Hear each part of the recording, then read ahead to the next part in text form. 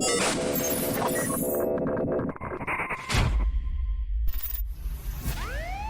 time to ignite your soul and unlock your full potential. Join us on Beneath the Helmet, the podcast exploring firefighters' health and wellness. Hosted by retired Fire Chief Arjuna George, our podcast is the perfect place to start your journey towards becoming the best version of yourself. So come on, let's join the conversation and find out what sets your soul on fire. All right, welcome to Beneath the Helmet. I'm your host, Arjuna George. Episode number 1. We have a real treat today with a firefighter from Burlington, 21 years of service, James Rychard from Burlington, Ontario. James is a multi-talented, multi-passionate kind of person with a degree in psychology, 21 years of service in both career and paid-on-call environments. He's a regular contributor for Canadian Firefighter magazine. And today we're going to talk about burnout, self-care, and leadership. So make sure you watch the whole episode. It's bound to provide you some great tips and some nuggets to take away for your own fire service. Be sure to check out the show notes. All the resources and books that are noted in this episode will be noted in there as well. Make sure you subscribe to this new channel, Beneath the Helmet, which is a show to support firefighters across the world, mind, body, and spirit, everything beneath the helmet. Until next time, stay well. Enjoy the episode. So, James, I just want to kind of start off, get people to know you. Tell us a bit about yourself, your life journey up to now, and what brought you to where you are today. First of all, thank you very much for having me. It's really an honor. I've been following your work on LinkedIn for such a long time, and you and I have connected before. Our lines of thinking are completely on par with each other, so it's a real honor to be here. Let's see, where do I start? I went to university. I got a psychology degree. I originally wanted to be a teacher, a kindergarten teacher, but that kind of didn't pan out for me. So I took a skills and interest test to find out what else I could do. Firefighting came up as one of them. After that, it was about 3.5 years, and I finally got in. And once I got into the fire service, I was really loving it. But I think really the turning point for me is my first department that I worked for, Cambridge. The fire chief, Terry Allen, there created an officer development program in a library. So I ended up stumbling upon Canadian organizational behavior textbook. And inside of it, as I was leafing through it, I uncovered workplace stress. And I was really enamored with the topic and started focusing more and more about how this was very applicable to the education that I had, my post-secondary education. And I was like, whoa, this is really interesting. So I got permission, ended up going down to Richmond Hill that was holding the health and safety by a naturopathic doctor. And I was just sold. I ended up bringing that back to Cambridge, told my fire chief all about it because I was on the health and wellness committee. We created the first Ontario Wellness Symposium 6 months later. And I've been hooked on it ever since. So I'm all about mental health and wellness and leadership and relationship building. And yeah, it's been an interesting journey, that's for sure. And that was that would have been in 2006. Yeah, 17 years ago. Yeah, excellent. How about your childhood? Did you grow up where you live now, or what? Oh, I'm actually born and raised in Quebec, the eastern townships of Quebec. So my family was always 500 miles away. Yes. But I came to Ontario, I think it was when I was 10 years old. And I ironically ended up going back to Quebec to do my university, my studies, to be closer to my family. And then decided to pop back here into Ontario. Just going off your psychology degree, how do you see that playing into your role now as a firefighter? Everything. I think there's really some undervalue with the vocation of psychology. It's all about human behavior. It's all about understanding emotions, about understanding how organizational dynamics works. It's just by understanding how the person and the human works, gives you a real advantage when you're trying to deal with people, deal with conflict, resolution, teamwork. With psychology, you have a tendency during non-emergency to sit back, observe, and just be very calculated in just how you approach situations. And it's interesting just watching the dynamics unfold itself. The fire service is such a human-based business. What a perfect education, background, knowledge, skill set to have, right? Because we are a human business. That's what, and I know you and I have talked about humanizing the fire service and humanizing mental health. Absolutely. I think for the longest time, I think in the beginning, when I was trying to become a firefighter, psychology wasn't really too advantageous. But I think now it's becoming more prominent. You're seeing more and more people that are coming in with university degrees in the social sciences, sociology, psychology, anthropology, and they all are applicable. So it's really great to see. So, James, as you know, I got a big background in burnout. I experienced personal burnout myself, and that's what's launched this whole podcast. And my mission moving forward is educating the world about organizational burnout, especially in emergency services. And I know you're very passionate about burnout as well. So, give us your thoughts and views on what you think burnout is and how it's affecting the fire service in particular. It's interesting actually, because I wrote an article for Firefighting in Canada. Probably my third article that I wrote, and was actually made to be the feature. So it actually made the cover. I was really honored by that. And what I ended up finding was that there's a stress management doctor that works out of Oakville. His name's Dr. David Posen. And he was a former physician turned stress management expert. And he has a fantastic book called Is Work Killing You? A Doctor's Prescription to Treating Workplace Stress. Yeah. And inside of it, he talks about the stress cycle, the stress response, and he also talks about burnout. And I find that his point of view about burnout is just spot on. It's not just about the workplace stress itself in terms of the volume, velocity, and abuse that goes on within the organization, but it's also from the lack of rewards. So if I can, and I'm probably be paraphrasing Dr. Posen here, but he was saying, and I captured this in my article, was that if a firefighter, for example, is interested in doing some sort of initiative and they're not being recognized for that, that firefighter will try again. And then if they're not recognized, they will try again as well. What happens is it takes them down this road of just, I'm going to try harder. I'm going to put more work, more effort in. And then it becomes this, my efforts or my rewards are not there for the efforts that I'm putting in. And then I think this is what creates this cynicism. This is what creates that reduced personal efficacy that comes from the idea of being burnt out. So it's not just about the volume, the velocity, and the abuse of the workload from chronic work stress, but it's also from that lack of rewards. In other words, people need to be recognized for the efforts that they're putting in if we want the efforts to continue. And I think higher you go up in the ranks as well, probably less recognition you actually get. So if it's already starting at the firefighter rank, imagine what it's like in the officers, chief level officer and the fire chief. It's probably less and less recognition as you go up the ladder. And I felt that definitely. Absolutely. Yeah. Absolutely. And on that note, there's so many firefighters that want to make such a significant contribution to their profession. But it seems traditionally, I'm just speaking very generally speaking, is that if you're not an officer, you might not be regarded as maybe you have some sort of contribution. And I think that needs to be really reevaluated, because there's so many smart firefighters that come to the table, so many different frames of references, so many cognitive diversities that can actually help in problem solve. I'm hoping that the article that I wrote on burnout and understanding the 2 points of why I believe that it occurs in support with Dr. David Posen's point of view would actually get out there and help some firefighters as well as fire service leaders for that matter. Yeah, I read that article and actually saved it on my Evernote. But just for the listeners, what was the title of that article? Beware of burnout. Great. Yeah. And then it has a picture of a Randy Glasbergen cartoon of two colleagues. One person's actually wearing a smoke detector on the top of their head, and the other colleague goes and says, "Why are you wearing a smoke detector?" And then the guys, or I can't remember if it was the guy or the girl, but they say, "The boss thinks I'm headed for a burnout." So true. So true. Yeah. So the smoke alarm will go off if they're starting to heat up. Talking about burnout more in depth, what can we as a fire service do better in regards to burnout?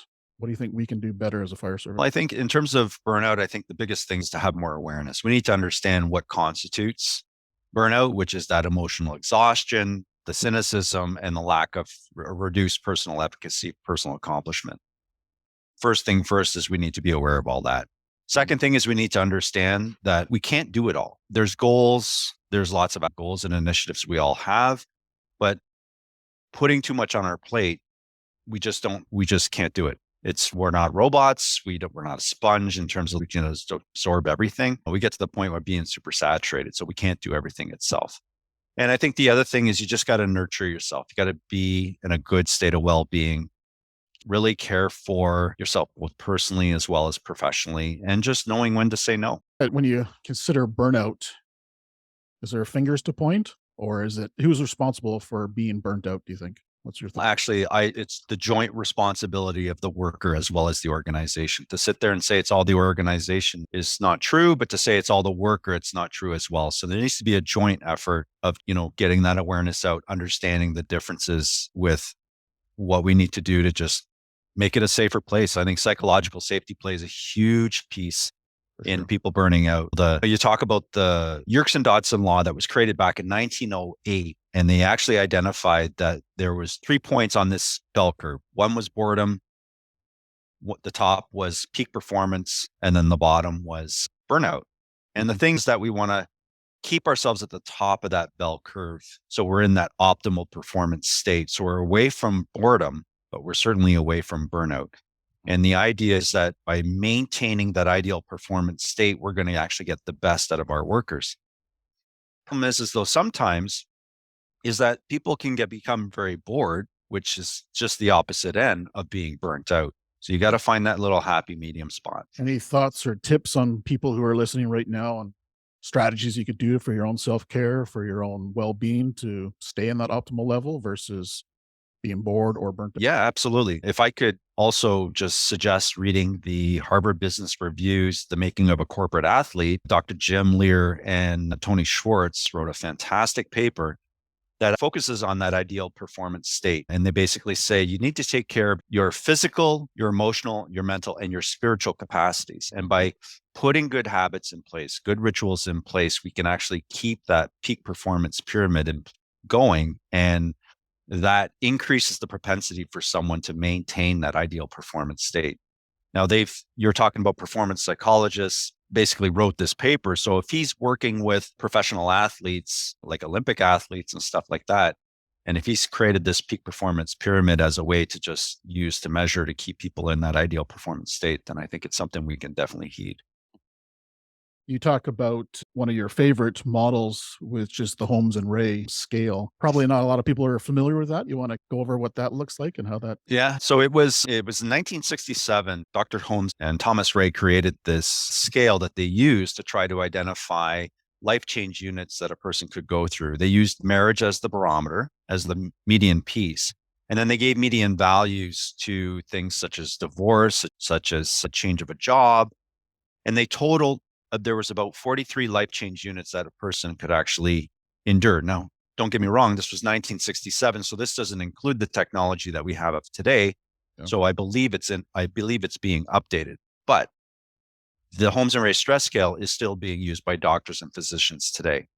The idea with it is that it gives someone, a firefighter and a fire service leader, the qualitative and the quantitative means to measure and monitor life stress. For example, firefighters have a very high divorce rate, like a lot more than the general public.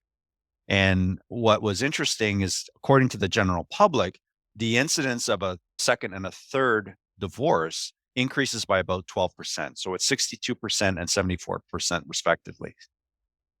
Coincidentally, divorce is 73 points on that scale. Now that puts someone, a firefighter or fire service leader, at 24.33% chance that they could develop a stress-related illness.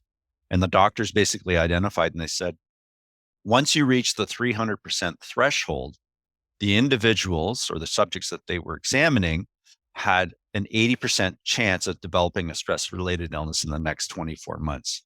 Wow. So the interesting thing about this tool, which is something that you can find within Yellow Ribbon Report update with the International Association of Fire Chiefs Volunteer and Combination Officer section, is that it gives firefighters and fire service leaders the way to monitor and manage how much more they can take on.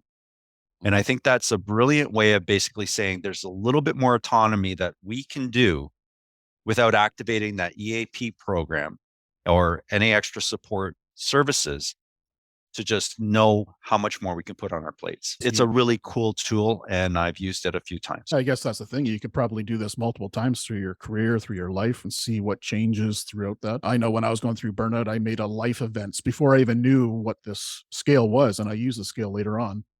But I made a list of all my major life events that caused me stress, trauma, worry, concern, whatever that was. And it was a darn big list. And then when I put into the scale, I was blown away at how much I had on my plate. So yeah, is that a free test or is that something you have to pay for? No, it's free. The American Nice. Psychological Association has put it out there for a free PDF, Right. and people can download that anytime they want. What's really incredibly interesting about this test, and I know this goes back, or this tool, it goes back to 1967, is that it really puts the firefighter and the fire service leader in the driver's seat. It gives them more control. So they can monitor how much more life events they can actually take on. And I think you might have touched on this, but it doesn't even address the stress and trauma that fire service brings onto us, right? This is strictly for the general public. So when you add the stressors of being a firefighter, that's probably even more. Is that right? 100%. And it's interesting. That's like a little segue to my other article I wrote called The Sandwich Effect, which, I came up with this idea or this theory, and I'm sure people could attest to what I'm talking about, is that if you work in an organization that's not really supportive, could be regarded as dysfunctional, it's very possible that firefighters who are having difficult times at home, and then I guess we could use the Holmes and Rahe stress scale and going through a divorce, which causes a great amount of impact. If you don't have that place of resolve, it kind of sandwiches that firefighter between going home and working to the vulnerability and the unpredictability of the operational stress. So the sandwich effect is basically just a theory to say that if there's too much personal stress going on at home and organizationally there's too much stress at work, it sandwiches that firefighter in the operational stress. So normally what someone could do where the water, if you want to use a metaphor of the water falling off the duck's back kind of thing, maybe this time it sticks a little bit more. And I think this is an interesting point, only to the thing that firefighters are not machines. We're human beings. Fire service leaders are not machines. We're human beings. We need rest. We need a place of resolve. We need to charge those batteries again. Firefighting in general is very unpredictable. We'll train, we'll do whatever we can to try to be as best prepared as possible, but we don't know what we're going to get. This is why I think it's interesting, because the unpredictability of the job itself is something that we can't control, but it's these organizational factors and the personal factors that go on in our life that we can. And I think as we take more responsibility, take more control with the things that we can, firefighters will live longer and will have healthier careers. 100%. Yeah. What's in your control? Deal with that. Don't mess around with the stuff that's out of your control, and your own mental well-being, your own nutrition, health, fitness. That's all in your control. Absolutely. Yeah, couldn't agree more. Yeah. It's interesting you talk about the three elements of mind, body, and spirit. Essentially, the theme of this podcast is beneath the helmet, everything beneath the helmet of mind, body, and spirit. And I think that is the key to firefighter well-being moving forward, personally. And that's a really good point, Arjuna, because when people look at firefighters and they think, you are the industrial athletes, you are the people, you are those individuals within our communities that we expect to show up, la creme de la creme, right? Fire chief once told me, he says, when the public calls 911, they don't get to go through the yellow book or the yellow pages. And back then, I guess we had our telephone books. So we don't get to go through the yellow pages and say, oh, we're going to take this. No, this person, we're going to take that person. You get what you get. So I think this is where there's a great sense of responsibility for both the individual and the organization to say, we do need to take care of our physical, our mental, our emotional, and our spiritual capacities. And on a note of that, spiritual does not have to necessarily represent religion or religious. It can be spiritual, and just in terms of like your soul, why you're doing something, your purpose, your passion. And I find that those that can connect spiritually, know who they are, know what they stand for, also have greater ways of just managing stress, having that sense of emotional resiliency, if you will. Yeah, that ability to have some introspection of what you're going through, your body, what people go through life, including myself a long time ago, was without ever feeling what's going on inside your body, just being numb to it, avoiding it, ignoring it. And I think those are all key aspects of spirituality when you become who your true self is. Like you said, it has nothing to do with religion. It's about who you are as a person, your most authentic self. That's when you're really going to shine and thrive in your career, when you can be your true self. The spiritual capacity was interesting for me because when I first got on with Burlington, which was 4.5 years after Cambridge, my father was in the final stages, stage 4 cancer. And it was pretty stressful. Starting a new job, I relocated as well, and dealing with my dad. And then when I lost him, I had a really hard time. I no doubt. So I needed to seek out assistance where I sought out Dr. David Posen. And I also sought out, ironically enough, the naturopathic doctor that I used when we built the first wellness symposium so many years ago, or that year. And I said, hey, what would you recommend? And he told me, you need to read this book called The Monk Who Sold His Ferrari. To me, there was like this prescription to better health. There was this working with this naturopathic doctor, working with the stress management doctor, applying some of the principles that they're talking about. And then through this book, This Monk Who Sold His Ferrari, I started to really I started really to grip this spirituality piece. And I started communing with nature a little bit more. I started getting out to the conservation area. Burlington, Halton region has a fantastic set of conservation areas. And I started really walking and allowing those senses to really come out, the smells, not the taste, of course, but the smells, the sounds, the sight. It really had this therapeutic way of just dealing with problems and what you were dealing with. And I was able to get centered each and every time that I came out, which was wonderful. Definitely having that ability to just focus on the physical, mental, emotional, and the spiritual capacities will definitely help a lot of the firefighters for sure. Yeah, even some of the metro cities have forested areas, green spaces. For myself, I live in the woods essentially, and the power of forest bathing, as some people call it, or just going for a walk in the woods, very therapeutic, very grounding. You're able to be with yourself, really. Even if you have a dog or something with you, you're by yourself and you understand just yourself a bit better. You have that time alone where we live in such a hectic, busy life that we're very seldom just by ourselves thinking. Even water can be therapeutic that way too. I Yes. remember journaling right after my dad passed away and just how difficult it was, and just talking to him spiritually. It was really refreshing, but it really helped to center who I was and the stress I was going through. And yeah, just being by the lake, being by the water, being up in the conservation area. These are the sorts of things that firefighters can do on their days off to really get themselves centered, to really charge themselves so that they can go back in and be 100%. Like, yeah, just there's some really cool life lessons in a very short period of time for sure. Great. And that's a great book. I'll add that and also the Holmes and Rahe scale into the show notes so people can download that or check it out later. Cool. So you talked divorce a little earlier on. What's your thoughts on why that's so high in firefighters and what could we do better? Any thoughts there? Yeah, absolutely. I think the hardest thing for firefighters is our time off. And we're very fortunate to have 24-hour shifts now, 24 hours a day, 7, 8 times a month, which technically still works out to be 192, 196 hours in a month's time. So it's the same as if we were doing a 9 to 5 or a 4 on 4 off. It's what we do with our time off. And because it's a lot of time, and a lot of firefighters have type A personalities, it's very difficult to keep yourself engaged if you don't have something else to do.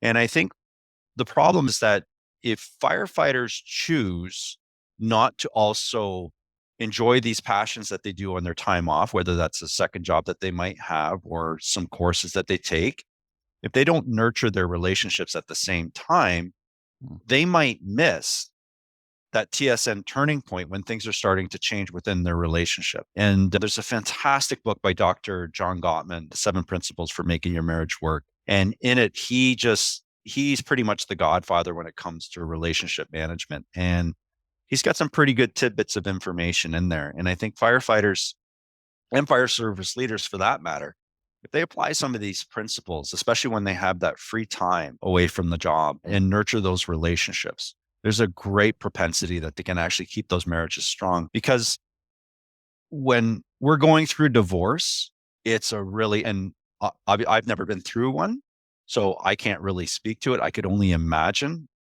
what it would be like. But to go through a divorce or a possible divorce and splitting your income, dealing with the childcare situation, losing your home and having to relocate, these are all very stressful events. So it's certainly a lot cheaper to work on your relationship before that TSN turning point comes in. Stay in front of it. Like that Holmes and Rahe stress scale, if you will, that we want to just be monitoring and managing what we can. All right, James, let's switch gears and talk a little bit about leadership, because I know it's near and dear to your heart as well as mine. As you can see, my bookshelf behind me is Yeah, stock that's pretty full of vast. stock full of leadership and management books. And I know you're on some of the committees for the CAFC, Canadian Association of Fire Chiefs, most importantly, the leadership development one. What's your thoughts on leadership, what it means to the fire service? Yeah, we'll start there. So what's leadership mean to you, and how is it so important in the fire service that we need to concentrate more on that? It's funny because there's so many definitions of leadership out there. They have to stick with something that just resonates with you. And I think I keep resorting back to Simon Sinek and how he just says, if you look after the person to the right of you and you look after the person to the left of you, you are by definition, anthropologically, a leader. And I love that because it really basically demonstrates that it's all about taking care of those under your wing, under your power, under your influence. And I think for me, and I've studied so many different leadership models, leaders in general, whether it's Alan Mulally and when he was at Ford, whether it's Captain D. Michael Abrashoff and the change that he did with the U.S. Benfold and the U.S. Navy, or even Bill Walsh and what he did with the San Francisco 49ers when he first became NFL head coach. It's all about taking care of those under your wing.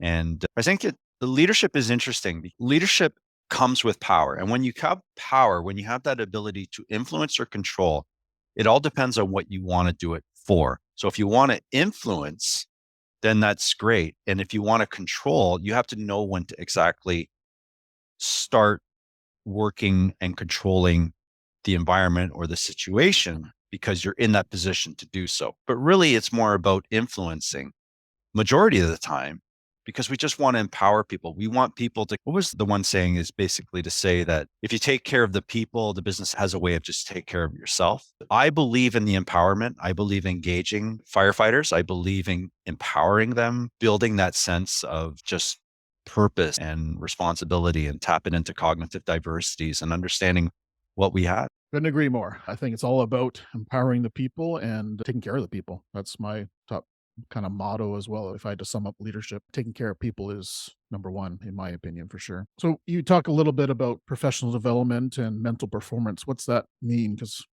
mental performance in the fire service might not necessarily be a term that people are familiar with. What does that mean to you, and why do you think we should look into that a little deeper? It's funny you asked that because I'm reminded of the one scene in Moneyball where Billy Beane, who's played by Brad Pitt, is meeting with the Boston Red Sox owner. But Billy Beane instituted this sabermetrics concept to baseball to basically try to turn a winning program in funds that he was given and allocated.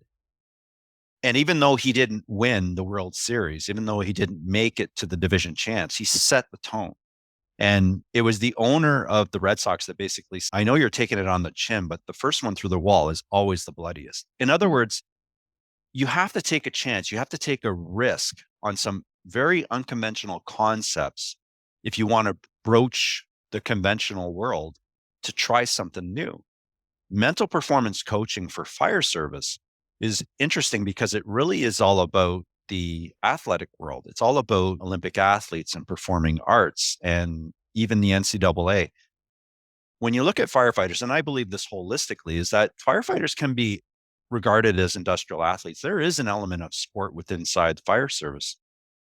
And as such, coincidentally, working alongside training officers who focus on suppression, mental performance coaches work with the athletes or would work with firefighters to try to deal with how did you deal with the setback? So if someone's going through a promotional system and they're not selected, how do you keep them engaged? How do you keep them from not just throwing their hands up in the air and saying, that's it, forget it, I'm out, blah, blah, blah. How do you keep those people engaged? How do you give them that graduated level of skill set that they're actually prepared for? This is where I firmly believe, just like sabermetrics in the Moneyball, is that we need to try something different. And I think mental performance coaching is just that element where we can actually induce or embed a psychologist within the fire service, but working alongside a training officer to create that whole professional development system. Would that be essentially like a coach, like a certified coach or a counselor, or you're thinking it would be at a doctor level that this person would be introduced into this fire service? Mental performance coaching, I believe, is performance psychologist. So I believe you have to have a master's in this. So yeah, it would be higher level education. They would probably be compensated for it as at the same time. But the really cool thing is that mental performance training officers focus mostly on suppression staff to teach them on fireground and rescue techniques. Mental performance coaches would work with all divisions. That's communication, training, mechanics, fire prevention, public education, as well as suppression. And there's no limit to the rank or role. So a mental performance coach could work for even fire service leaders who are interested in maybe they're having a difficult time with council. Maybe they're having a difficult time with their fire service leadership team and they're looking for techniques. This is a great way to induce and put in psychology with the fire service. There is a gap there, and I think this is one great way to put them in. So if we introduce that, say we look ahead 5 years from now and it's introduced and it's mainstream, what would you see the outcome being by introducing a sports psychologist into the world of the fire service? What would be the difference? The difference would be is I think you'd have a lot of firefighters who are just able to deal with a lot of the challenges that are maybe unpredictable that they're not really prepared for. Having that coach or having that performance psychologist right there gives them skills and techniques and ideas and tools what they can use to just stay with the game kind of thing. My real firm belief is that a lot of the post-traumatic stress is not necessarily in response to emergency response. It actually can come from other stressors like organizational stressors as well as personal. Having a psychologist on board, having that person 24 or maybe not 24/7 because it probably would be a daytime staff, but having that individual there gives the firefighter, gives the fire service leader that opportunity to tap into them. Yeah, great point. Yeah, if I see that day come, I'm going to be very happy as well because I definitely think there's a mental aspect to the fire service that's, like you said, a gap that's missing. James, I've heard you talk quite a bit about character-based leadership, and I know in the fire service that's probably a term that's not used on a regular basis. And some of the listeners might not know what character-based leadership is. And I think it's critical for leaders, fire personnel to understand what that means. So do you mind explaining character-based leadership and how you came across it, what it means to you, and how it could improve the fire service? Sure. Character-based leadership was born out of the University of Western Ontario's Ivy School of Business. And it came out of the financial crisis of 2008. And they did a whole bunch of research and they uncovered that character was the missing piece as to why it occurred. Their research and their professors and researchers and all their faculty basically put together a framework and identified that there was character plus competencies plus commitment equals effective leadership. And they uncovered that character, everything surrounded judgment. So there was 10 dimensions that, if you will, that were values, virtues, and traits that leaders could use to affect their judgment. And under each of the dimensions were elements that make up each of so one, for example, would be judgment, one would be integrity, one would be temperance, one would be humility. What Ivy found was that it was a better way to identify or to get a holistic leader by having character plus the competencies plus the commitment, which basically the Canada Revenue Agency adopted their program. They found that it was absolutely fantastic. It's been since adopted by the Canada Border Services, the Royal Canadian Mounted Police, and it's now trickled even into the NHL where the Seattle Kraken and the Montreal Canadiens are actually drawing on Ivy and their research to help them get the right players in place. How could you see that being useful in the fire service? What kind of areas in the fire service would be improved by introducing character-based leadership? It's really interesting because the framework itself, you could really put any competencies related to any rank or role in there, and you actually put the framework together. So the consistency with the commitment, the consistency with the character, adding in the competencies as it relates to each rank and role could work for firefighters, could work all the way up to a fire service leader. My original interest, if you will, that why I was interested in the character-based leadership really stemmed from the fact that it was in 2020 and I noticed that there were 20 fire service leaders who were leaving effective immediately.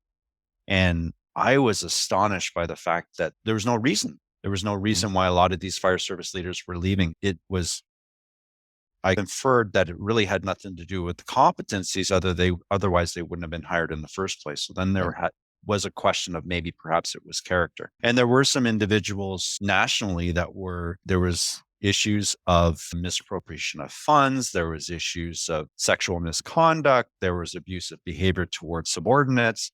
And I started to realize that these weren't because of competencies that they could do as fire service leaders to do the job. This really had to do with who they were as people.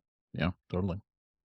So James, do you see a fit for character-based leadership in the role of fitting into organizations for recruitment and retention? And that could be volunteer, that could be career. Do you see that being a tool that people could use moving forward? 100%. Character-based leadership, although it was made for leadership, can actually be used for any rank or any role. But I think the interesting thing is that because it's been designed for leadership, I think we really should try and do this at the fire service leadership level. And then by doing that, we actually would stabilize organizations. We would stabilize fire service leader positions, because not only when you see fire service leaders who are leaving effective immediately, it not only disrupts the organization in terms of initiatives, projects, and programs that are being started because someone might come in and want to do other types of things, but it almost creates that instability for that fire service leader themselves. And, if you talk about the Holmes and Rahe stress scale, you talk about another life event or a life change, that individual, unless they found another job right away, they're out of a job, and they might have to find another job that is in another province or another city, and then their families that are being affected. This character-based leadership is definitely profound in ways that we're hoping, by instituting something that's been research-based, that's been backed by a very highly renowned institution like the University of Western Ontario, that this will really help stabilize that sense of instability that we're seeing within all services, career, combination, and volunteer systems. Interesting. Where could our listeners get more information about that? University of Western Ontario's Ivy School of Business. All that stuff and you can access it's on the public domain. You can actually just Google character-based leadership, and that's where it is. Actually, Ivy is actually going down to the National Fire Academy Leadership Symposium in April. They're going to be doing a presentation, followed by Red Team Thinking, which is another fantastic concept, if you will, that was born out of the military, U.S. military, that they're actually going to be doing presentations back to back at the Fire Academy. So those executive fire officer graduates that are going to be there, they're in for a real treat. So that should be good. Through this podcast, you've mentioned it a few times, and I know you've mentioned it in other articles. People might be wondering, what is a industrial athlete? Well, I really cannot take full credit for this. I'm having a great conversation with, at that time, actually would have been Deputy Fire Chief Darren Rizzi from Vaughan Fire Services, who's now the Fire Chief of Mississauga. And she was talking about the fantastic work that Vaughan was doing to get their staff up to NFPA standards. And she's saying, we need to just treat the firefighters like they're athletes. And I was like, whoa. And then she said industrial athletes. And I'm like, oh my God, that's an amazing concept.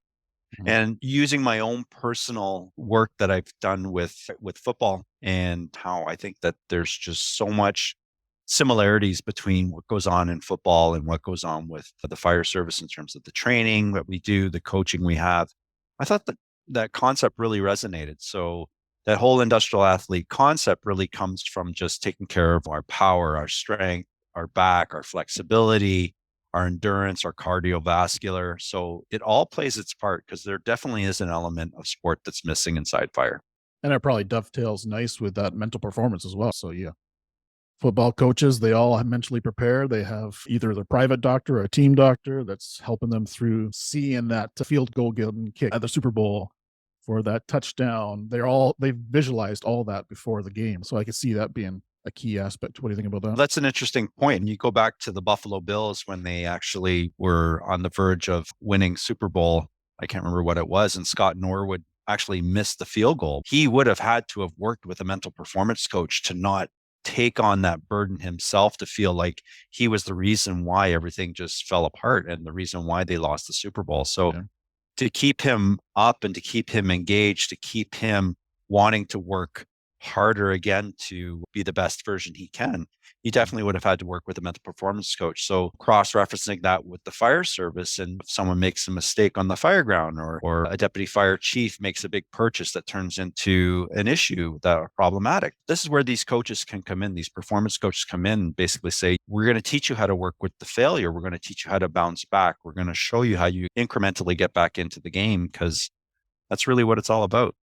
Yeah, I agree. I like that. So human factors, what does that mean? And why would the fire service care about human factors? What does that mean? It's interesting that we talked originally, or preceding this conversation, talking about character-based leadership, talking about judgment, talk about decision-making. Human factors basically comes in and talks about what are the factors that can affect decision-making. It's sleep, it's unfamiliarity, it's organizational stress, it's maybe someone doesn't have the competence to do the job. There could be so many factors that just affect someone's decision-making. And these are the human factors that we want to take into consideration, so that when we're at the helm and we're responsible for being, again, like that leadership, like you're talking about, what was my definition of leadership, and looking after everyone below, we want to make sure that we're in the best possible states that we can be in, mentally, physically, emotionally, and spiritually, to make those decisions. Human factors just brings that awareness to other things that could be affecting us on the outside, personally, as well as professionally, that we have to just keep in mind. I recall you mentioning the movie Mayday. How does that pan into it? It wasn't the movie Mayday. It's actually the Discovery Channel Mayday. And I tape it. I watch it. I've taken notes on it. I think this is what's spurred my interest in getting the Human Factors Human Performance Committee up and running with the Canadian Association of Fire Chiefs. It's really all about talking, just basically to say, if we take a look at aircraft accidents and we think of it in terms of an organization. So a fire service organization that may be having an accident or an incident that's occurring within the organization. If you take a look at how they've investigated aircraft accidents, you can actually pull apart and say, okay, what are the different factors that have led to this? And then, so when you take a look at what's gone on with some organizations, you start peeling back the layers and you say, what are the reasons why this is becoming very dysfunctional? You can actually see the different factors. To say that it's not leadership is also to say, maybe we haven't looked into this far enough, where if we look in Mayday, some of the responsibility, some of the reasons why some of these aircraft accidents occurred had a lot to do with the pilots, had a lot to do with the people that were in control. You take a look at probably the most egregious accident that happened in aviation history in 1977 off the island of Tenerife, that two 747s ended up colliding on a runway, although there was something like 584 casualties, but it was the decision by the pilot of the Dutch Airlines, KLM, that decided to leave while another airplane was coming up the runway at that time, that caused this terrible accident. So we're looking at individuals' leadership who's in charge, that they're going to have all the right information. But he was under incredible pressure to get his plane up and off the ground and back over to Holland. But at the same time, too, he was a former instructor and had not been flying as much as other pilots had been. So he was unfamiliar with a lot of the pressures that being a pilot was doing at the time. So there's so much things that can be transferred from the aviation world and transferred into the fire service. And this is all the things that human factors and Mayday and aircraft accidents and investigations all come into play. I love that stuff. Crew resource management is something probably some of the fire service listeners right now are familiar with. How does that dovetail into human same or different? Yeah, I think you take a look at crew resource management, which originated from NASA, and they basically wanted to design something that was basically going to put everyone in the cabin, everyone in the cockpit. They had equal opportunity to know. And I think that's huge, because if all the information and all the control and the decision making was left with the captain, just like what happened with Tenerife, a lot of accidents might have occurred over time. So crew resource management was basically about, how does the pilots work together to basically come up with solving the problem. And this is something that's transferred now into the fire service, where you're responding to a call and the captain in the front seat is basically looking to the driver and saying, what do you think? Or looking to the people in the back and saying, what do you think? Not necessarily saying, I have the ultimate and the only decision making, but if you see something that you think needs to be brought up, bring it up. Yes. Which also builds a psychologically safe environment as well, right? When people have the voice that they can say a concern or speak up or add a suggestion, right? 100%. And then now you, if I can use your word, dovetail back into the character-based leadership and talking about that character, talking about that sense of humility. If a leader doesn't have humility to allow that dissenting information or to be questioned, maybe what is being done because the leader might not see it, that's not really supporting that character-based leadership piece, that character of humility that we really need to see to create that psychological safety. Yeah. I love how you just brought everything we talked about in the last 45 minutes or so back into this, and they all work together, right? They all mix and they all work together. So that's awesome. Thank you. I'm going to finish off with what's one key message you want our listeners to hear today, to walk away with, one key message that the fire service needs to hear. I think for me, the biggest thing that I'd like to leave the audience with is that, in my humble opinion, the true success of the fire service will be its ability to merge longstanding tradition with private sector best practices, because it's not about just the emergency, it's about the non-emergency. And I think if we can begin to explore, for example, in automation, athletics, and even aviation, and pull some of these best practices out and apply it to our non-emergency times, we can make our environment so strong, so much psychologically safer. We'll have healthier and happier employees, turns into healthier and happier spouses, partners, fathers, mothers. And when that happens, it becomes very cyclical. So this is where I think the organization, as well as the individual, takes their individual responsibility and does whatever they can to keep themselves mentally, physically, emotionally, and spiritually in the best shape they can. Yeah, love it. Love it. James, I really appreciate our time together. The amount of information and stats and figures and everything you can pull out of your head is impressive. So I just want to thank you for sharing your knowledge with our audience today, episode number 1. And it's been a real honor to learn some of this, I wouldn't say it's new age, but some more modern principles for leadership, self-care, burnout, everything moving forward, and everything beneath the helmet. So thank you. Thank you for having me, Arjuna. Thank you. Okay. Stay well. Thanks, you too. Thank you for tuning in to Beneath the Helmet. We hope that this podcast has provided you with valuable insights into the world of firefighters' health and wellness. Remember, caring for your physical, mental, and spiritual well-being is crucial to achieving optimal performance. Join us next time on Beneath the Helmet for more inspiring conversations. Until then, stay well.